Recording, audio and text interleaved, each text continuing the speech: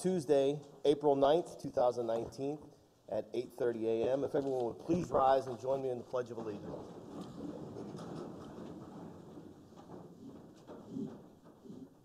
I pledge allegiance to the flag of the United States of America and to the republic for which it stands, one nation, under God, indivisible, with liberty and justice for all.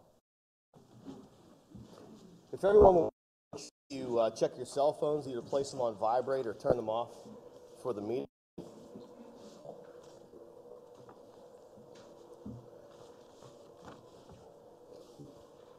Mr. Secretary, would you please call the roll?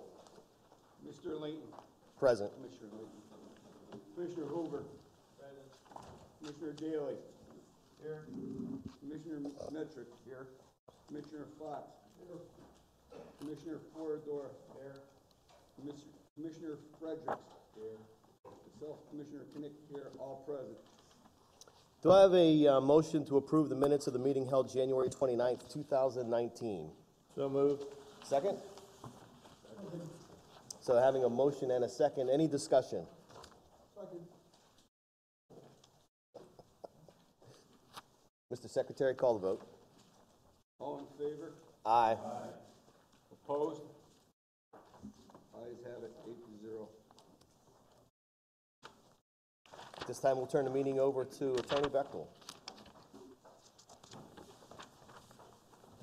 Thank you, Mr. President. The first item to come before the Commission today is from the Bureau of Wildlife Management. It concerns adopted rulemaking to amend 58 PA Code, Section 139.4, relating to seasons and bag limits for the license year, to provide updated seasons and bag limits for the 2019-2020 license year. The 2019-2020 seasons and bag limits have been amended to reflect current available scientific data, population and harvest records, field surveys, and professional staff observations, as well as recommendations received from staff, organized sporting groups, members of the agricultural community, and others interested in the management of the wildlife resources of this Commonwealth. To provide an overall increase in black bear hunting opportunity and harvest, the Commission is proposing to expand the October muzzleloader and special firearm seasons, previously limited to WMUs on the periphery of the bear range, statewide. Also, to increase bear harvest and reduce regulation complexity, the length of extended firearms bear seasons is proposed to increase from 4 to 6 days in several at WMUs. For elk, addition of a September archery season and a January antlerless season are proposed to address hunter crowding issues during the regular season, while simultaneously reducing elk habituation toward humans and residential areas, and improving the agency's ability to respond to elk-human conflicts and to potential future CWD infection.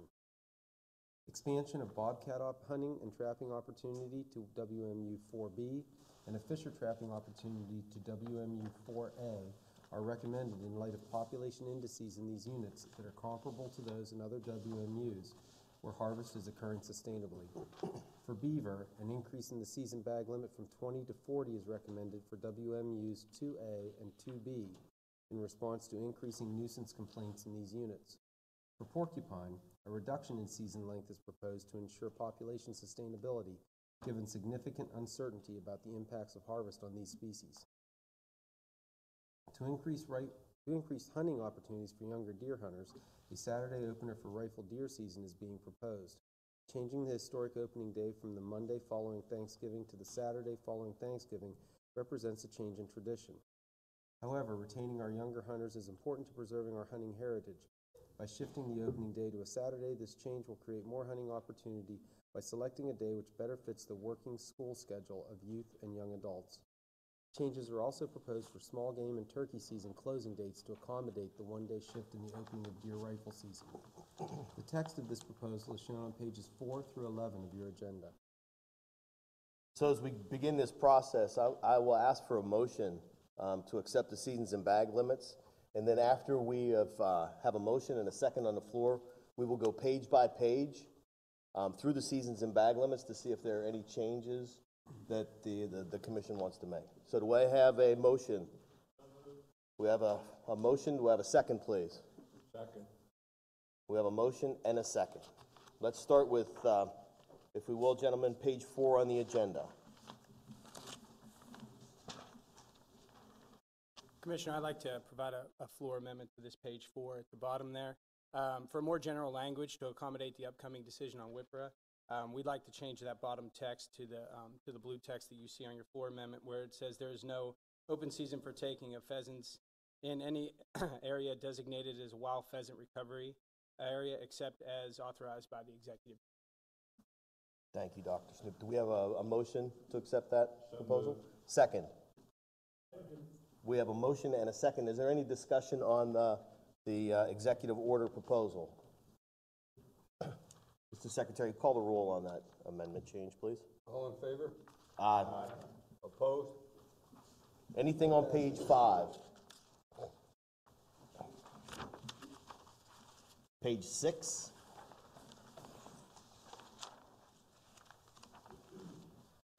Page 7?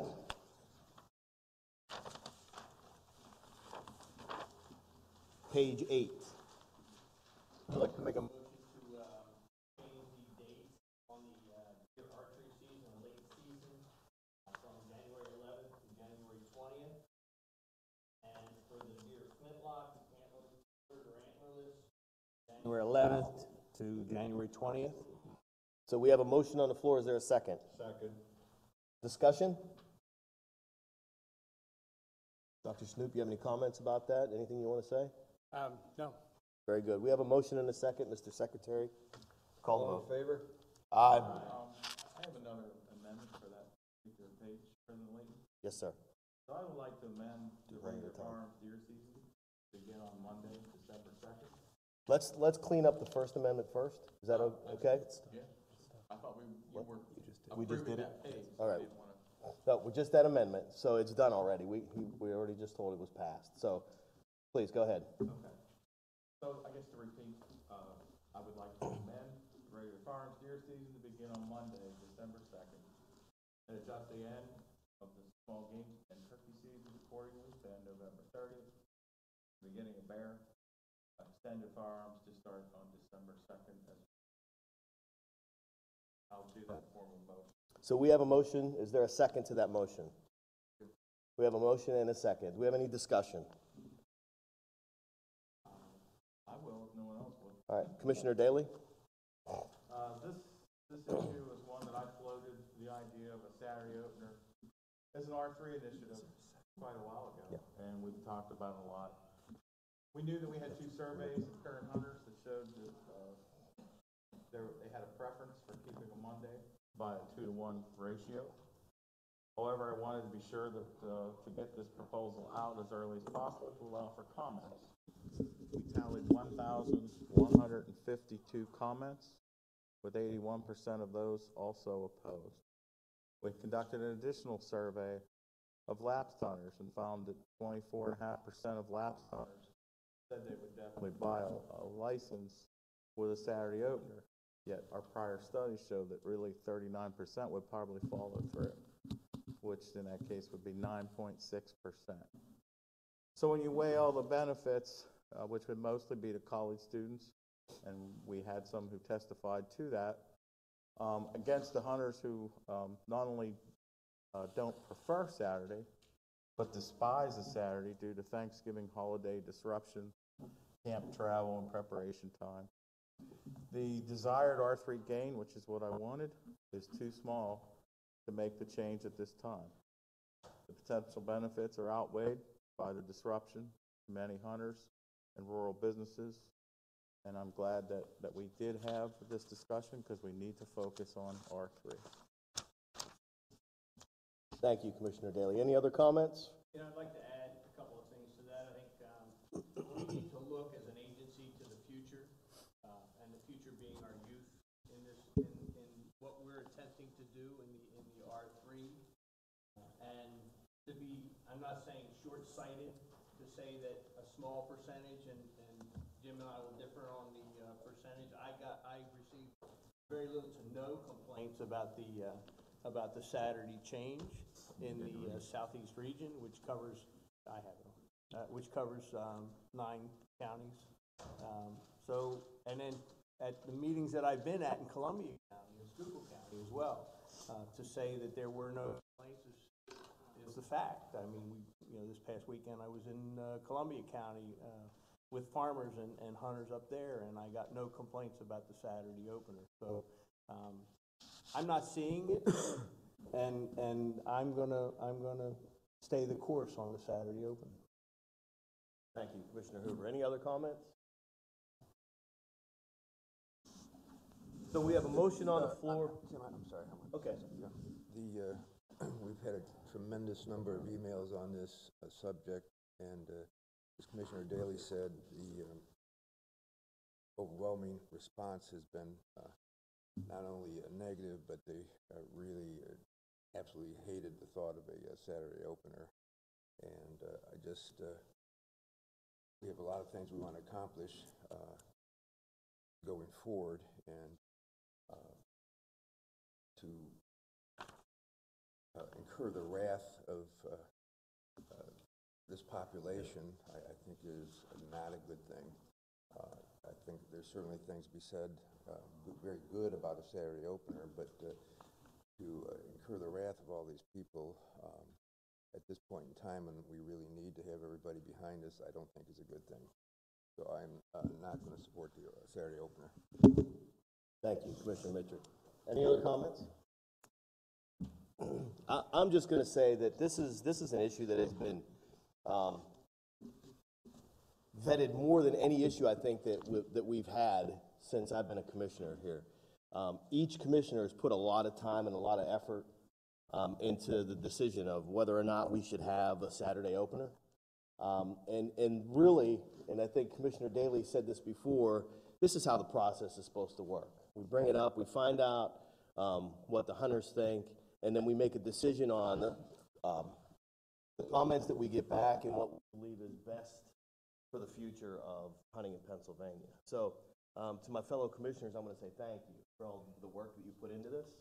And don't think for a minute that everyone didn't struggle with this decision from the time that we first began discussions with it until right now when we decide to take a vote. So are there any other conversations, any other discussions, comments? Having said that, we have a motion.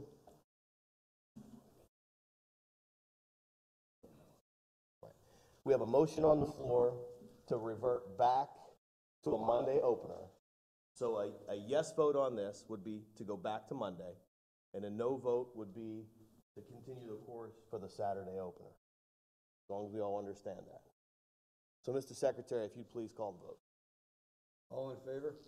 Aye. Aye. You're going to have to go Roll call. Roll call, yeah. Roll call.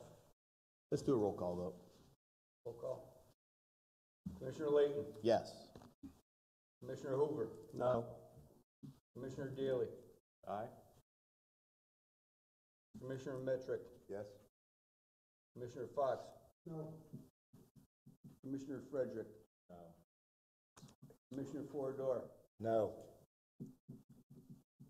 Commissioner Knick, myself, no. It is 5 no's to 3 yeses. So the motion was defeated. Okay, moving on, page 9.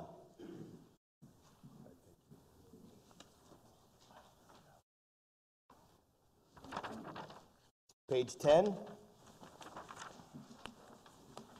Commissioner, I'd like to add a floor amendment in there for to extend the current 13-day fisher season by 3 additional days to provide an additional weekend of opportunity for fisher trappers. Our current data suggests a small increase in harvest is sustainable, and effective monitoring programs are in place such that any unexpected negative population impacts were to occur, they could be rapidly identified and addressed via future season restrictions. Very good, thank you. Do we have a motion to accept this? So moved. Second? Second. Any discussion? Mr. Secretary, call the vote. All in favor? Aye. Opposed? Ayes have it, 8-0. Page 11, any changes?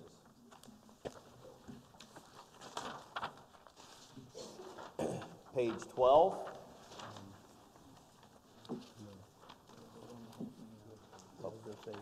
We are done with seasons and bags. Page 11 is the last page of seasons and bags. So we have a motion on the floor And we have a second. Is there any further discussion? Mr. Secretary, call the vote. All in favor? Aye. Opposed? No. Passes 7-1.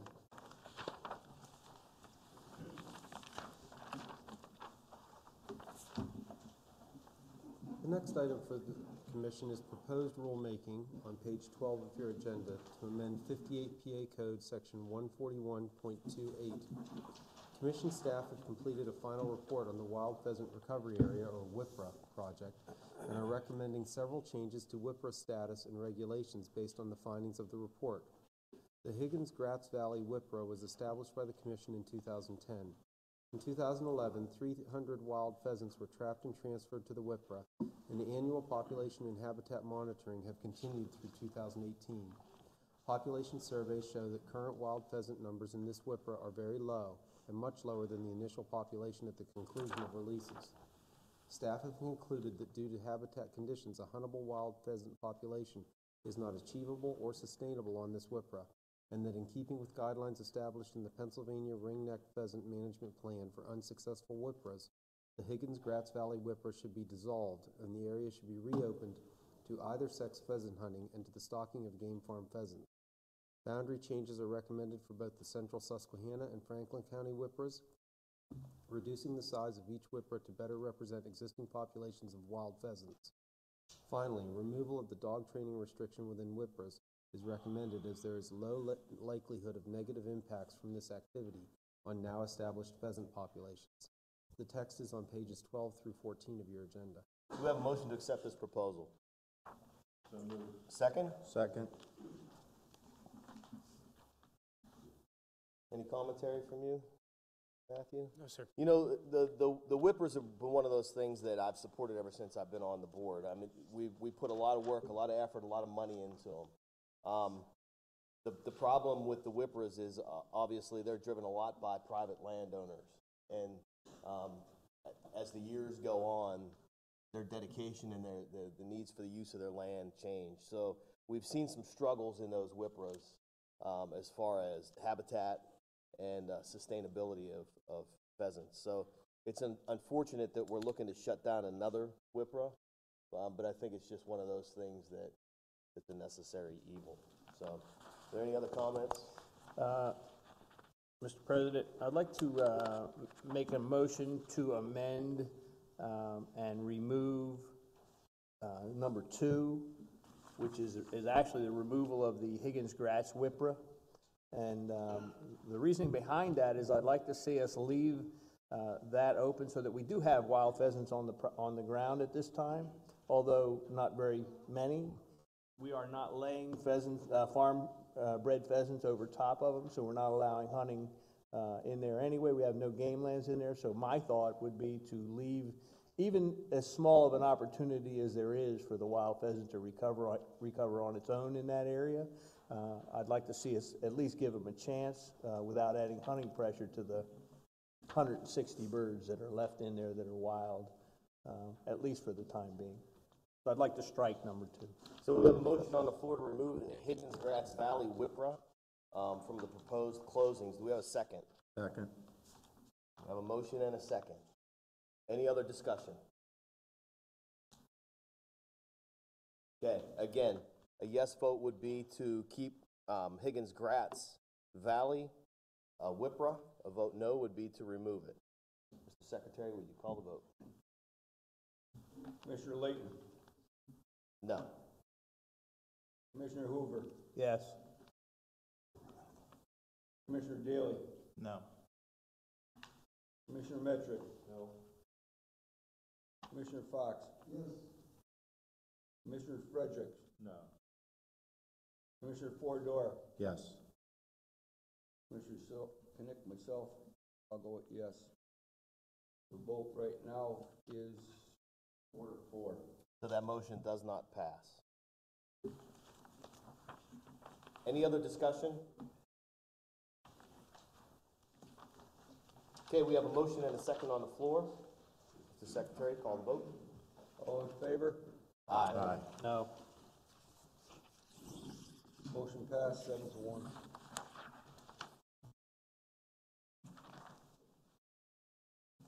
The next item before the agenda is on page 15 of your agenda from the Bureau of Wildlife Protection concerning adopted rulemaking to amend 58 PA Code, Section 141.4. The Commission is proposing to amend Section 141.4 to replace the current hunting hours table and migratory bird hunting hours table to accurately reflect the dates and hours of legal hunting for the 2019 through 2020 hunting trapping license year. The text is shown on pages 16 through 18 of your agenda. Do we have a motion to accept? So moved. Second? Any discussion? Mr. Secretary, call the vote. All in favor? Aye. Aye. Opposed? Passes 8-0.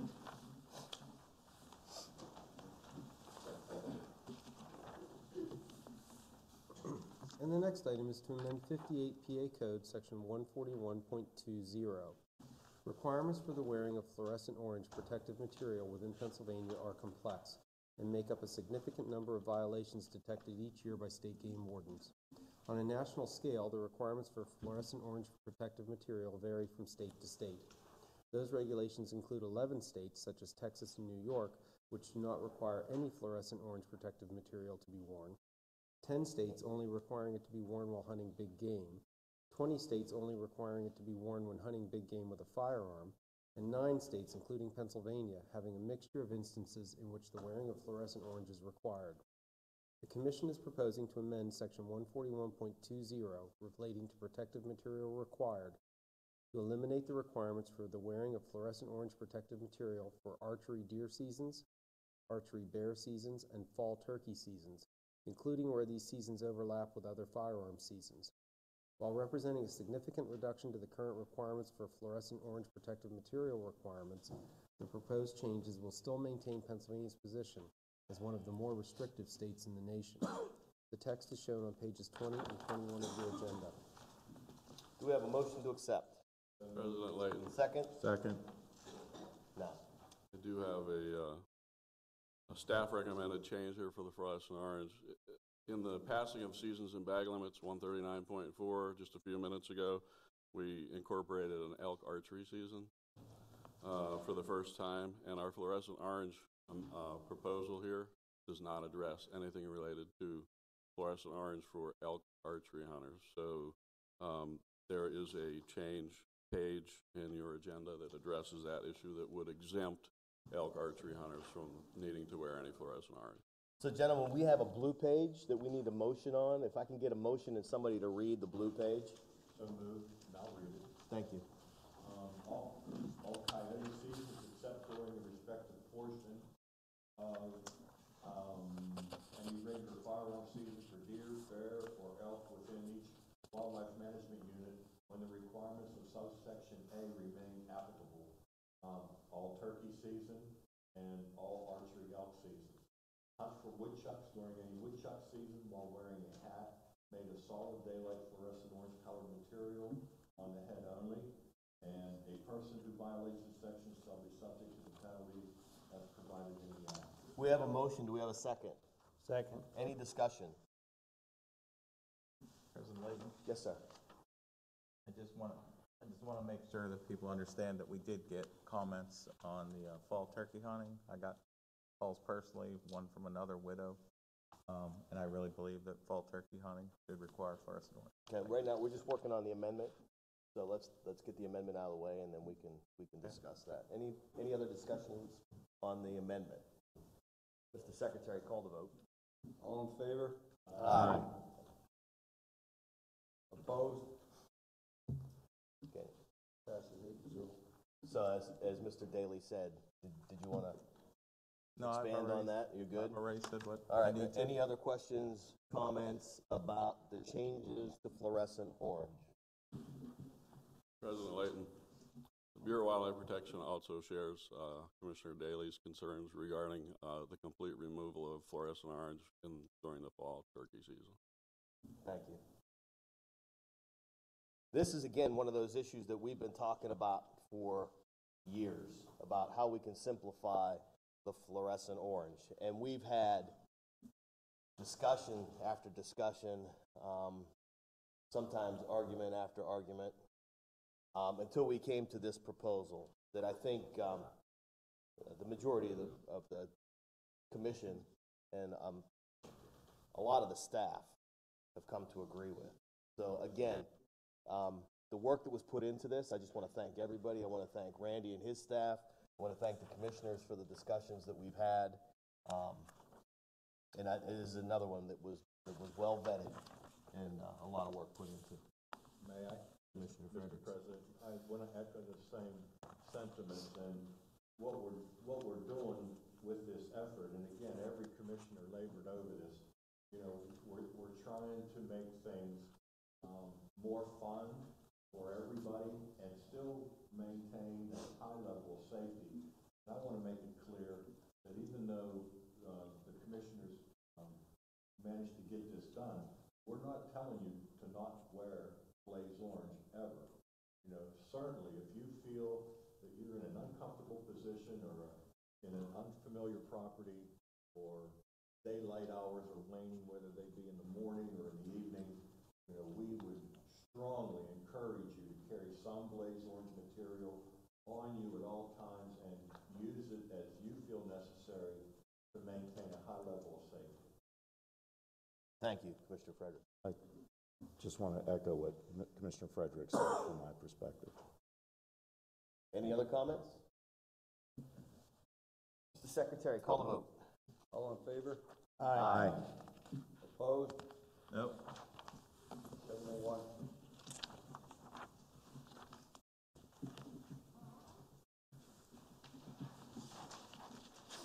The next item before the commission is proposed rulemaking to amend 58 PA Code Sections 141.63, 141.67, and 141.68 to provide greater clarity in common trapping terminology and increased understanding in what trapping devices are permitted within the Commonwealth.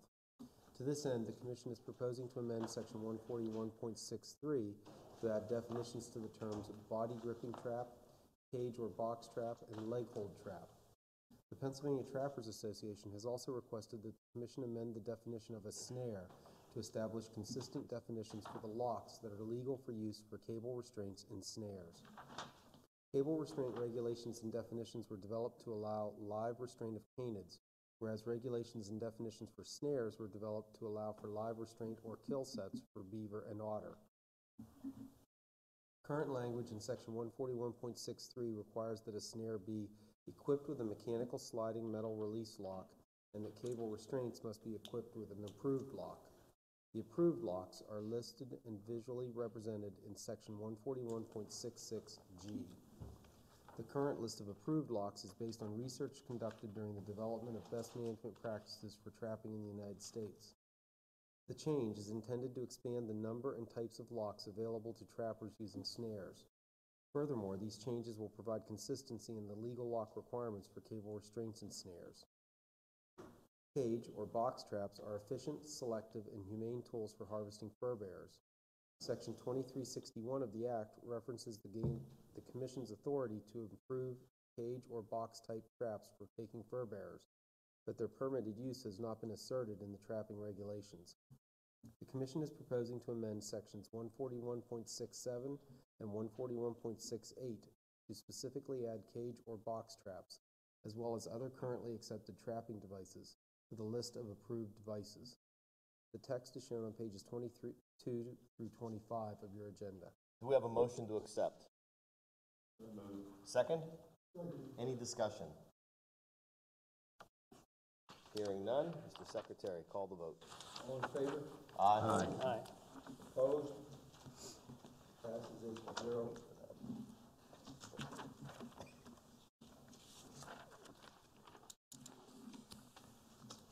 And the next item is to amend 58 PA Code Section 141.47. At present, the minimum caliber and bullet weight requirements for elk are 27 caliber and 130 grains respectively. These requirements do not currently permit the use of the 6.5 millimeter Creedmoor round. Sportsmen have requested that the Commission review current regulations and consider adjustments to allow use of the 6.5 millimeter Creedmoor round and related 26 caliber firearms. The Commission has reviewed the .26 caliber range and determined that these firearms provide adequate and commonly accepted kinetic energies to efficiently and ethically harvest elk. The Commission is proposing to amend Section 141.47 to reduce the minimum caliber and bullet weight to .26 caliber and 120 grains respectively. The text is shown on page 26 of your agenda. Do we have a motion to accept? So moved. Second? Motion and second on the floor. Any discussion? Hearing none, Mr. Secretary, call the vote. All in favor? Aye. Opposed? Passes 8-0.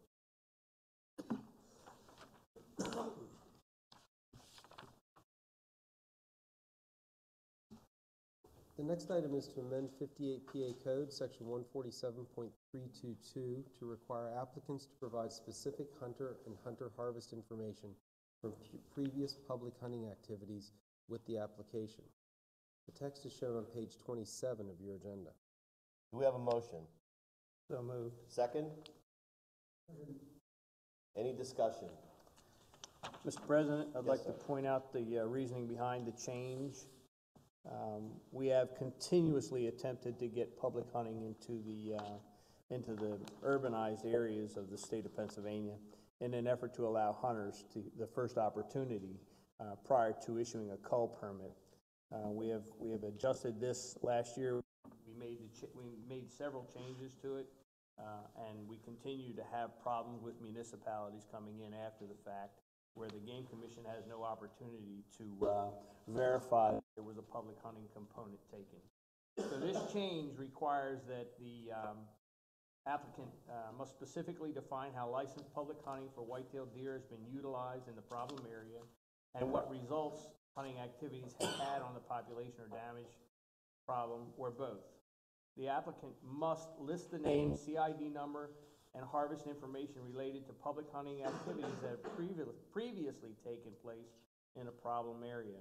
So what we ran into again this year is that a municipality came in February, applied for a permit after the fact, and there was no verification of anything in the applicant's application to get the cull permit, and it was issued. And I think we're missing the boat, and I think this should help clear up some of those issues.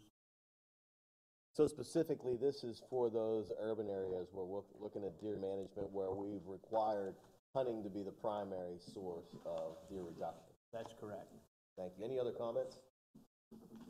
Mr. Secretary, call the vote. All in favor? Aye. Opposed? Passes 8-0.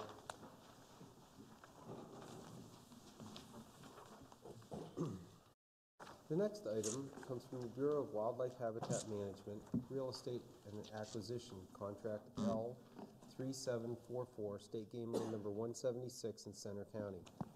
Clearwater Conservancy of Central Pennsylvania is offering 18.7 more or less acres of land in Half Moon Township, Center County, adjoining State Game Land Number 176, as shown on Exhibit Red 1 on page 29 of your agenda. The option price is $60,000 lump sum to be paid with escrowed funds from a prior land exchange on State Game Land Number 176 with Pennsylvania State University, and will require review and approval from the U.S. Fish and Wildlife Service. The tract is a mixed dry oak forest type interspersed with hemlock, white pine, and pitch pine. The understory is minimal due to the mature closed canopy. Access is from existing State Game Land Number 176. Motion to accept. So moved. Second. Second. Any discussion? Mr. President, if I may. So this land acquisition being offered by the Clearwater Conservancy is extremely important to us for several reasons. The first and foremost reason is this land exchange that previously occurred with the Penn State.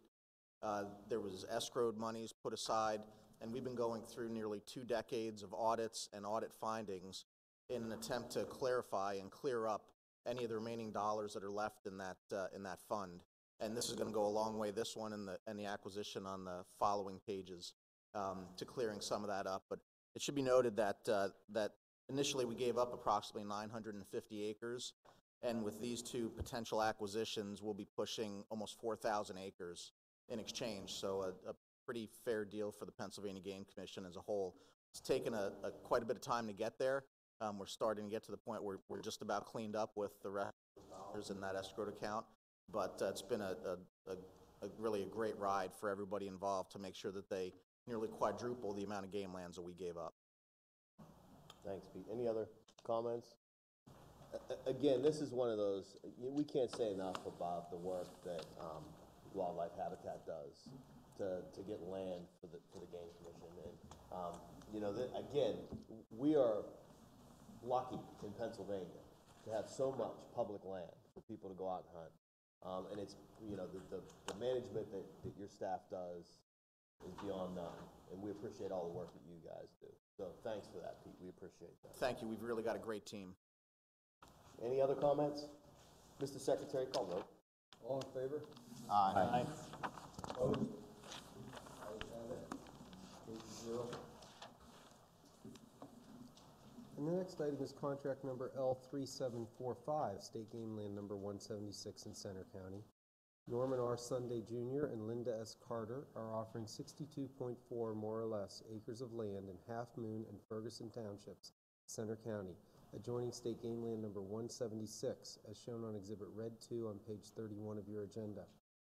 The option price is $400,000 lump sum to be paid with escrowed funds from a prior land exchange on State Game Land number 176 with Pennsylvania State University, and will require review and approval from the U.S. Fish and Wildlife Service. The tract is a mixed dry oak forest type interspersed with white pine and pitch pine. Approximately 6 acres are in forest openings, with another 13 acres in shrubland and reverting old fields. A small one-story concrete block cabin is located on the property, and the owners have requested to keep the appliances, furnace, and wood stove. An electric transmission line bisects the western corner of the parcel. The property is located off Remington Lane, which is accessed from West Gatesburg Road. Do we have a motion to accept? So moved. Any seconds? Second. Do we have any comments? No good, Pete? Yeah, Commissioner Daley.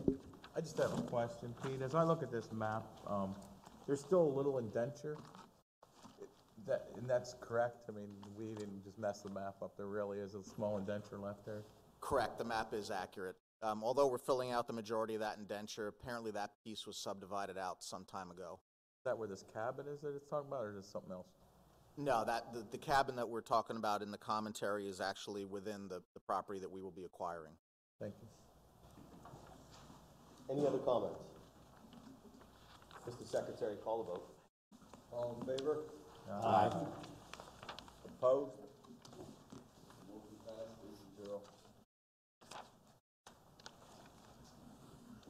And the next item is contract number L3746, State Game Land number 43 in Chester County.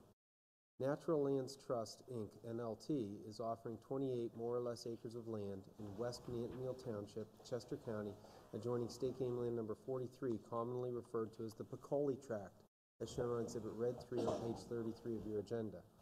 The option price is $25,000 lump sum to be paid with funds from the Game Fund.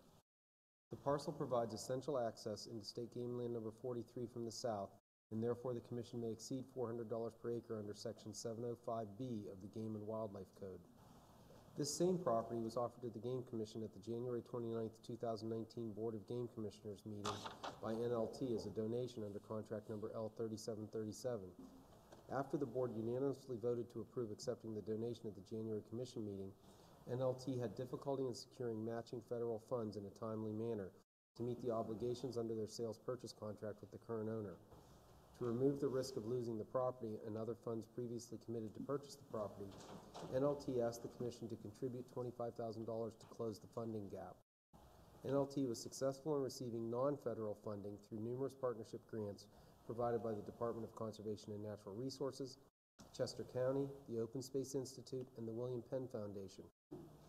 Covenants, conditions, and restrictions associated with these funding sources will be required to accept the property. The tract has 18 acres of red oak mixed hardwoods, 7 acres in agricultural fields, and 3 acres in wetlands. An unnamed tributary to South Branch French Creek flows through the property. The property lies within an important bird area referenced as the Hay Creek French Creek Forest Block, and a federally listed endangered species is within close proximity. Access is from SR 23, locally known as Ridge Road. Do we have a motion to accept? So moved. Second? Second. Any discussion? Mr. President, if I Yes, may. sir. It's obvious from the mapping here that this property will provide vital access to the game lands. One bit of information that the commentary does not say is the fact that this property appraised at over $500,000, and the cost to the Game Commission is simply $25,000 at this point, thanks to numerous partnerships with DCNR, various conservancies. The whole thing's coming together, but the real price tag on this thing is over $500,000. And that's just one of those challenges that we face in trying to acquire land in the heart of the Southeast. So anything we could do to increase game lands acreage there is pretty important. Okay. Any other comments? Mr. Secretary, call the vote. All in favor? Aye. Opposed? Motion passed 8-0.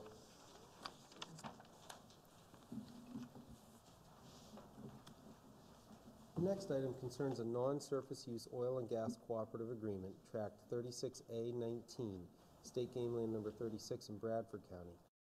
Chief Exploration and Development LLC, or Chief, of Dallas, Texas, has requested the Commission offer its oil and gas rights under a portion of State Game Land Number 36 for non-surface use development.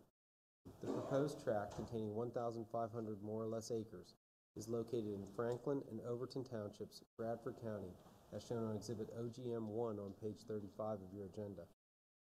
Chief currently holds agreements to operate on approximately 25,951 acres of state game land numbers 12 and 36, consisting of both commission-owned and severed gas rights. Chief will access the 1,500-acre reserve from its current and planned drilling operations on adjacent properties by horizontal drilling with no surface use or disturbance to the game land. Staff has negotiated the proposed terms of the agreement with Chief in an effort to prudently develop the Commission's oil-gas reserve and simultaneously protect the wildlife resources and recreational use of State Game Land Number 36. The terms of the agreement are a 5-year paid-up non-surface use oil and gas agreement, a $2,350 per net oil and gas acre bonus payment, and 21% royalty for all oil, gas, and other liquids or condensates produced and sold from the proposed tract. The bonus payment of approximately $3,525,000 may be deposited either into the game fund or into an interest-bearing escrow account to be used for the future purchase of wildlife habitats, lands, or other uses incidental to hunting, fur taking, and wildlife resource management. The payment will be made in 2 installments of $1,762,500. The first installment will be made in July 2019, and the second will be due in July 2020. Future rentals and royalties owed the Commission shall be deposited directly into the game fund. Oil and gas development will be regulated by the Commonwealth's oil and gas regulations and the Commission's standard restricted surface use oil and gas cooperative agreement. Motion to accept? So moved. Second. Second. Any discussion? Hearing none, Mr. Secretary, call the vote. All in favor? Aye. Opposed? Motion passed 8-0. The next item concerns a non-surface use oil and gas cooperative agreement, tract 223A19, State Game Land Number 223 in Greene County. Greylock Production LLC, or Greylock, requested the Commission offer its oil and gas rights under a portion of State Game Land Number 223 for non-surface use development. The proposed tract, containing 106.37 more or less surface acres, 106.37 oil and gas acres, is located in Whiteley Township, Greene County, as shown on Exhibit OGM-2 on page 37 of your agenda. Greylock has a strong privately owned oil and gas lease position surrounding this portion of State Game Land Number 223. Greylock has initiated unconventional well drilling and development in the vicinity of the proposed tract and has the ability to unitize and develop the Commission's oil and gas reserves under the proposed tract by horizontal drilling with no surface use or disturbance to the game land. Staff has negotiated the proposed terms of the agreement with Greylock in an effort to prudently develop the Commission's oil and gas reserves and simultaneously protect the wildlife resources and recreational use of State Game Land Number 223. The terms of the agreement are a 5-year paid-up non-surface use oil and gas agreement, a $4,000 per net oil and gas acre bonus, and 18% royalty for all oil, gas, and other liquids or condensates produced and sold from the proposed tract. The bonus of approximately $425,480 may be deposited either into the game fund or into an interest-bearing escrow account to be used for the future purchase of wildlife habitats, lands, or other uses incidental to hunting, fur taking, and wildlife resource management. Future rentals and royalties owed the Commission shall be directly deposited into the game fund. Oil and gas development will be regulated by the Commonwealth's oil and gas regulations and the Commission's standard non-surface use oil and gas cooperative agreement. Do we have a motion to accept? So moved. A second? Any comments? Hearing none, Mr. Secretary, call the vote. All in favor? Aye. Opposed? Motion passed 8-0. And the next item is also a non-surface use oil and gas cooperative agreement, tract 245A19, State Game Land number 245, Washington County. EQT Production, or EQT, of Cannonsburg, Pennsylvania, has requested the Commission offer its oil and gas rates under portions of State Game Land number 245 for non-surface use development. The proposed tract, containing approximately 240 net acres, or 250 more or less oil and gas acres, is located in East Findlay and Donegal Townships, Washington County, as shown on Exhibit OGM 3 on page 39 of your agenda. EQT has a strong privately owned oil and gas lease position surrounding this portion of State Game Land number 245. EQT has initiated unconventional well drilling and development in the vicinity of the proposed tract and also has the ability to unitize and develop the Commission's oil and gas reserve under the proposed tract by horizontal drilling with no surface use or disturbance to the game land. Staff has negotiated the proposed terms of the agreement with EQT in an effort to prudently develop the Commission's oil and gas reserves and simultaneously protect the wildlife resources and recreational use of State Game Land number 245. The terms of the agreement are a 5-year paid-up, non-surface use oil and gas agreement, a $4,000 per net oil and gas acre bonus, an 18% royalty for all oil, gas, and other liquids or condensates produced and sold from the proposed tract. The bonus of approximately $960,000 may be deposited either into the game fund or into an interest-bearing escrow account to be used for the future purchase of wildlife habitats, lands, or other uses incidental to hunting, fur taking, and wildlife resource management. Future rentals and royalties owed the Commission shall be directly deposited into the game fund. Oil and gas development will be regulated by the Commonwealth's oil and gas regulations and the Commission's restricted surface use oil and gas cooperative agreement. Do we have a motion to accept? So moved. Second? Any discussion? Yes. Commissioner Daley. Pete, I'm just curious as I look at this map and knowing how the laterals will be laid out on this particular tract, it looks like we've kind of now lost any chance to get oil and gas in that very northwest corner that's on this this page because of the way the laterals would run in that area. Is there a reason? Because, laterals not to be 4 miles long. I mean, and why would we want to have that cut off from our lease here? Right, I'd have to defer to Mike DiMatteo on that. Mike? Game Commission does not own the oil and gas into that tract that you're talking about. That's the answer. Thank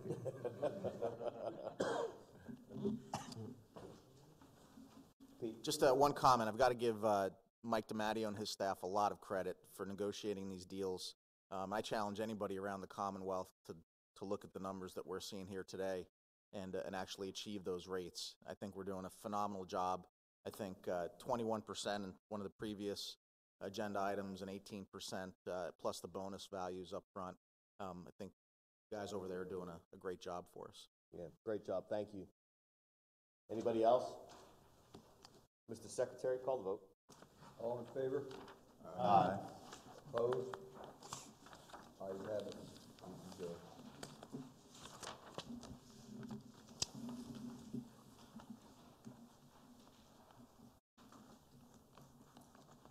The next item is a coal refuse reclamation agreement, tract 276A19, State Game Land number 276 in Indiana County.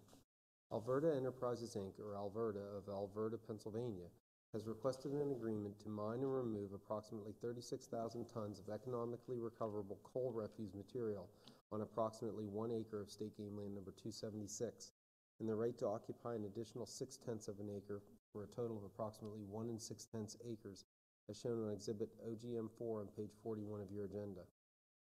The Commission owns the surface and surface support rights and coal refuse conveyed with the property. Removal of potential acid-forming coal refuse and elimination of an abandoned surface coal mine feature along with wildlife habitat enhancements exist with the proposed project. The terms are a 5-year agreement and a royalty rate of 30 cents per ton of coal refuse removed from the premises. All coal refuse royalty payments will be deposited in the game fund. Mining will be regulated by the Commonwealth's mining regulations and the Commission's coal refuse reclamation agreement. Motion to accept. So moved. Second. Any questions, any comments? Good. Mr. Secretary, call the vote. All in favor? Aye. Opposed? Ayes have it, 8-0.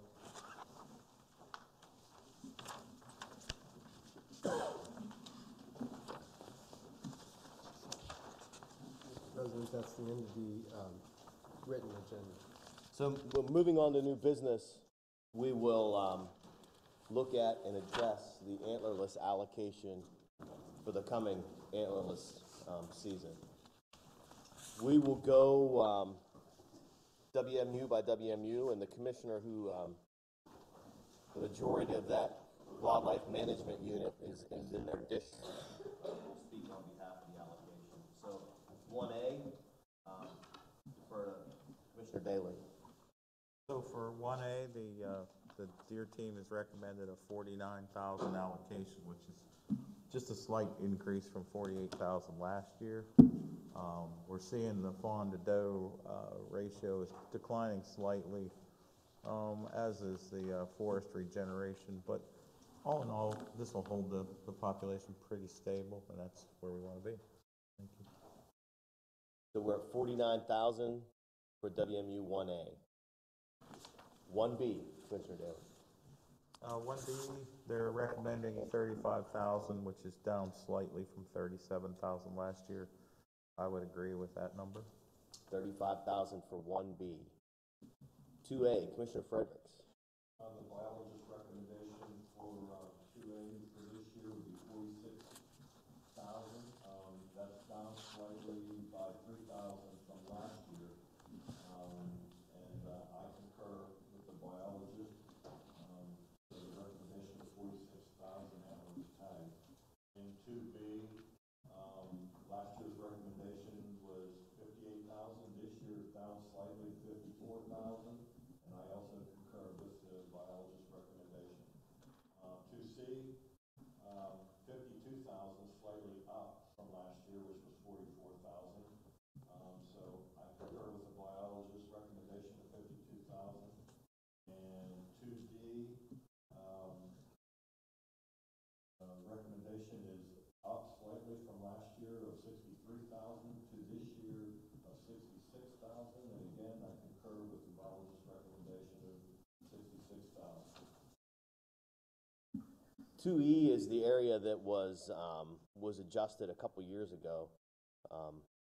There was a split made between 2E and 2C to change those boundary lines. And there's, again, it's close to the disease management area, and the recommendation of 32,000, I would concur with the biologist recommendation and use that as the allocation number for this year. 2F.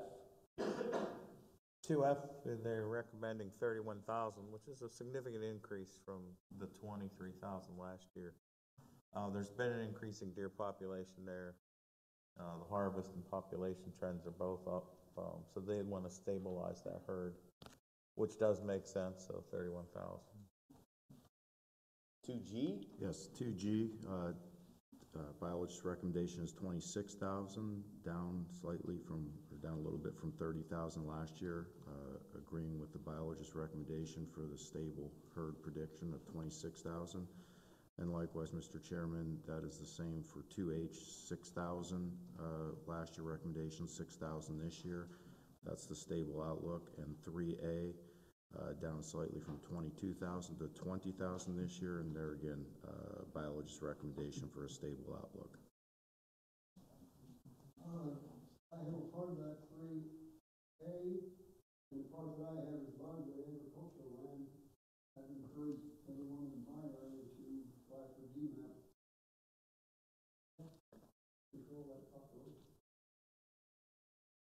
3B.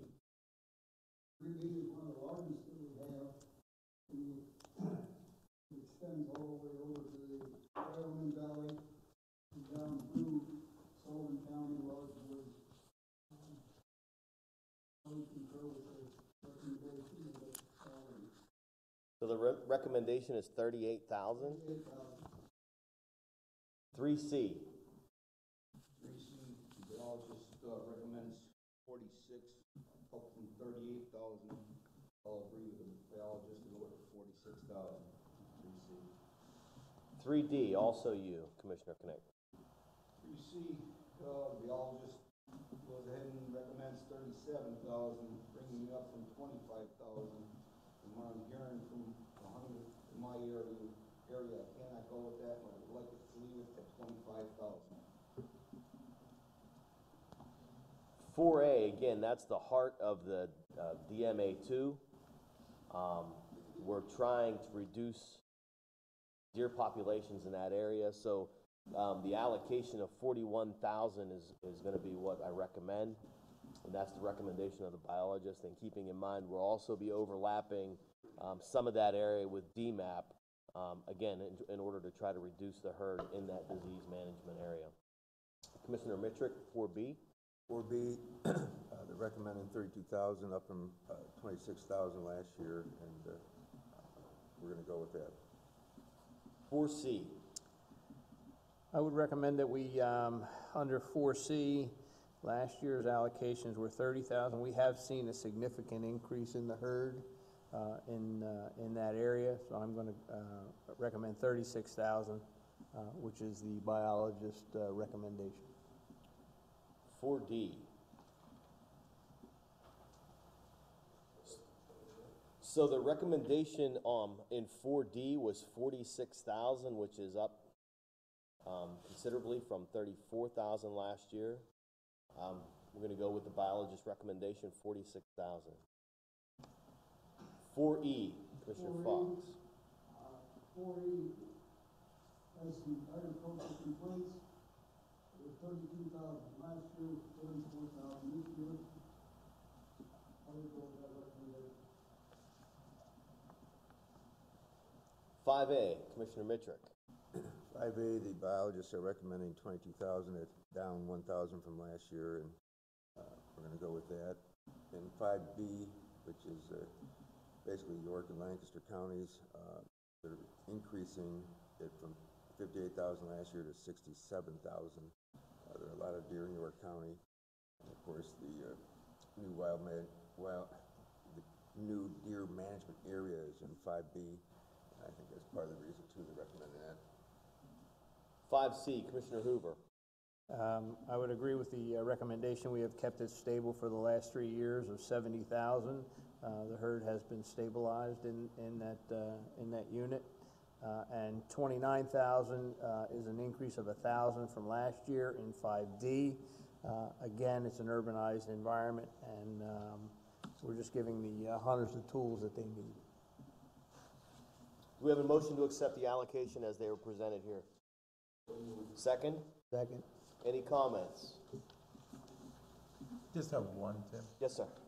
So if you add all these allocations together, we're up about 77,000, but much of that is in areas where we have CWD, so we are trying to address CWD in a Thank you, proactive appreciate way. those comments. Any others? Mr. Secretary, call the vote. All in favor? Aye. Opposed? Ayes have it, 8-0. So Matthew, do you want to go over the elk numbers with us, please? Sure, absolutely. Thank you. So we made a recommendation this year. If you look at your second, and you saw Chris Rosenberry provide a presentation yesterday where we're recommending a total of 142 elk. That can be broken down into 5 for archery season for antlered, 10 for antlerless in archery season. The general antlered season would be 27, and the general antlerless season would be 71, and then the late antlerless season would be 29. We worked pretty diligently over the last couple years to make sure that we reached out to folks and got some public input onto those. especially those newer seasons. And so we've gotten overwhelming support of the program, as you guys know, and the regions and my staff have worked really hard to make sure that we're developing this elk program in a constructive way, in a positive way, and moving forward with it. So those are our recommendations for this year. Thank you. Do we have a motion to accept? So moved. Second? Just want to say that, you know, I think it's a bold move, but a great move, that your people have proposed the archery season, the archery elk season. I think it's something that you've got the support of all the Board of Commissioners, and it's something that we're looking forward to see how it turns out this year and see how we can work on it to make it better next year. So thank you for that.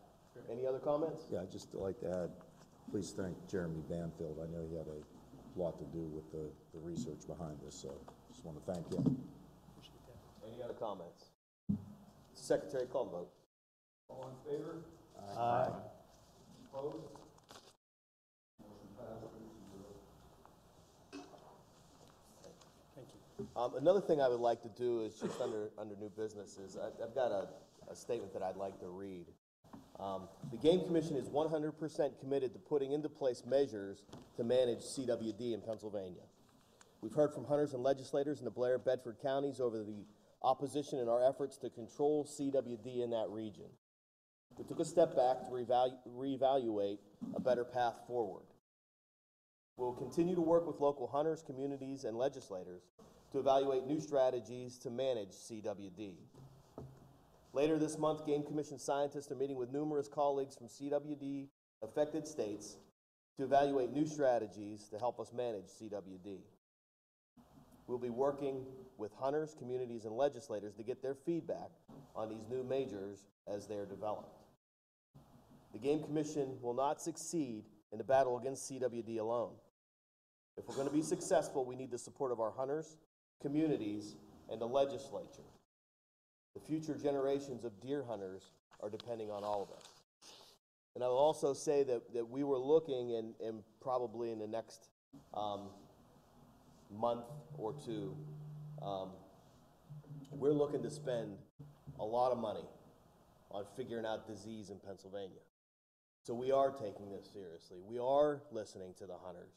But we also know that if we sit and do nothing, that deer hunting 2 generations from now is not going to be what it is today. So we need your help. We need your support. We appreciate your comments. But we also need to come together and figure out what we're going to do to effectively combat CWD in Pennsylvania.